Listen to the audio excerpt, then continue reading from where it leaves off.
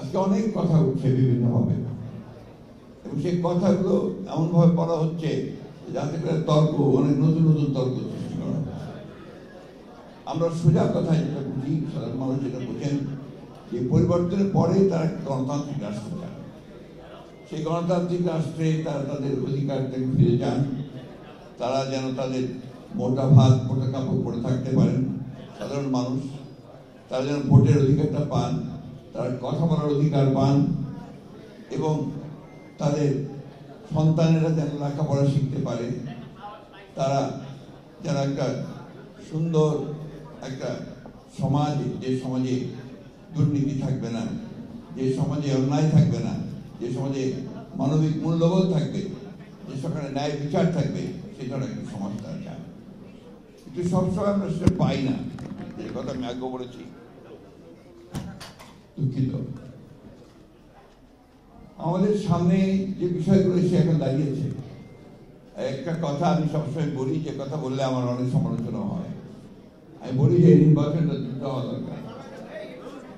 কেন বলি এই কথাটা আমি অনেকবার বলার চেষ্টা করেছি, কারণ আমরা বিশ্বাস করি যে নির্বাচন, যেটা থেকে আমরা প্রায় 15 বছর বঞ্চিত, এই নির্বাচনের মাধ্যমে আমাদের জনগণ তারা তাদের প্রতিনিধিকে নির্বাচিত করবার একটা সুযোগ পাবে। এখন এখানে জোর করে যদি সেই বিষয়টাকে আপনার একটু বিতর্কিত করে ফেলা হয়, তাহলে জনগণ আবার তাদের সেই অধিকার থেকে বঞ্চিত হবে। এবং আমাদের যে অভিজ্ঞতা, সেই অভিজ্ঞতা আমরা দেখেছি যে এই ধরনের নির্বাচন যদি দ্রুত না হয়, সময় ক্ষেপণ করা হয়, তাহলে সে অন্যান্য শক্তিগুলো মাথা চালা দিয়ে উঠতে থাকে, এবং তখন জনগণের যে চাহিদা, সেই চাহিদা থেকে তারা পুরোপুরিভাবেই বঞ্চিত হয়। আমরা এই কথা বারবার বলতে চাই যে নির্বাচনে কে আসবে সেটা গুরুত্বপূর্ণ নয়, কিন্তু জনগণের অধিকারটা প্রতিষ্ঠিত হবে, সেটার জন্য কিন্তু আমরা লড়াই করেছি দীর্ঘ 15 বছর। ঢালাইয়ে দৃঢ়তা, নির্মাণে নিশ্চয়তা, প্রিমিয়ার সিমেন্ট, ঢালাইয়ের রাজা। আমি সেই কারণেই বলেছি যে এই সময়টা আমাদের দরকার। সত্যিকার অর্থেই আমরা বর্তমান যে অন্তর্বর্তীকালীন সরকার আছে, সেই সরকারের কাছে আমাদের প্রত্যাশা অনেক। স্বাভাবিকভাবেই একটা ছাত্র গণ অভ্যুত্থানের পরে আমরা জনগণের প্রত্যাশা অনেক বেড়েছে, কিন্তু দুর্ভাগ্যজনক হলেও সত্য যে এখন পর্যন্ত সমাজের যে অবস্থা দাঁড়িয়েছে, সেই অবস্থায় কিন্তু আমরা সেই ধরনের একটা ব্যবস্থা থেকে এখনো নিশ্চিত হতে পারছি না যে আমরা আমাদের সেই প্রত্যাশাগুলো পূরণ হবে। এখানে অনেক কথা আছে, প্রত্যেকটি রাজনৈতিক দলের বিভিন্ন রকম প্রোগ্রাম আছে, কর্মসূচি আছে, সেই কর্মসূচি নিয়ে তারা এগোতে চায়। একটা বিষয় কিন্তু সবাই একমত, একটা নির্বাচন হওয়া দরকার। নির্বাচনটা শুধু একটা দলকে ক্ষমতায় বসানোর জন্য নয়, নির্বাচন হচ্ছে গণতান্ত্রিক ব্যবস্থা দিয়ে যাওয়ার জন্য একটা পথ সৃষ্টি করা, একটা দরওয়াজা পার হওয়া। আজকে প্রশ্ন উঠছে যে সংস্কারগুলো সবগুলো করে আপনার নির্বাচনে যাওয়ার প্রশ্ন, তাহলে কি আমরা 4-5 বছর ধরে অপেক্ষা করবো, বা যতদিন সংস্কার সম্পূর্ণ হয় ততদিন ধরে অপেক্ষা করবে জনগণ, তারা তাদের ভোটের অধিকার থেকে বঞ্চিত হবে? আমরা এখনো দেখছি যে আমাদের আমলাতন্ত্র আগে যে ব্যবস্থা ছিল, সেই ব্যবস্থায় তারা এখনো সচিবালয় থেকে শুরু করে সমস্ত প্রশাসনে তারা একইভাবে তাদের ভূমিকা পালন করছে, কোন রকম নতুন হয়নি।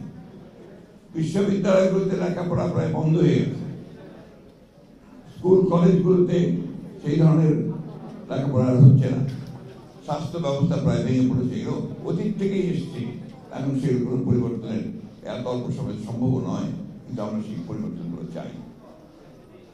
সেই কারণে আমরা বলেছি যে নির্বাচন দ্রুত হওয়া দরকার। নির্বাচন দ্রুত হলে যে দল ক্ষমতায় আসবে, তার যে রাজনৈতিক যে কমিটমেন্ট টু পিপুল থাকবে, সেই কমিটমেন্টগুলো তারা পালন করার জন্য অবশ্যই দায়বদ্ধ থাকবে। আমরা এই কথা আমি গতকালও বলেছি, আমাকে একটি সাংবাদিক ভাই নিয়ে প্রশ্ন করেছেন যে অন্তর্বর্তীকালীন সরকার যদি নিরপেক্ষ না থাকে, তাহলে একটা নিরপেক্ষ সরকার দরকার হবে নির্বাচনের সময়। আমি কথাটা বলেছি, কারণ আছে। কারণ আমরা দেখছি যে বেশ কিছু বিষয়ে অন্তর্বর্তীকালীন সরকার নিরপেক্ষতা পালন করতে পারছেন না। আমি তাই অনুরোধ করব, আমি প্রত্যাশা করব যে আমরা আশা করি যে অন্তর্বর্তীকালীন সরকার তারা সেই নিরপেক্ষতা পালন করবেন এবং দেশে যে সংকট আছে সেই সংকট থেকে দেশকে মুক্ত করবার জন্য তারা কাজ করবেন। আসাদের মৃত্যু, জহির সাইদের শাহাদাত বরণ এবং আরো অসংখ্য মানুষের জীবনদান ৭১ সাল থেকে শুরু করে তার আগে থেকে শুরু করে যে দান একটা সত্যিকার অর্থে গণতান্ত্রিক রাষ্ট্রের জন্য, সেটাকে যদি সত্যিকার অর্থেই আমাদের অর্থবহ করতে হয় তাহলে আমাদের যে প্রয়োজন হবে যে ন্যূনতম বিষয়গুলোতে আমাদের ঐক্যবদ্ধ হওয়া।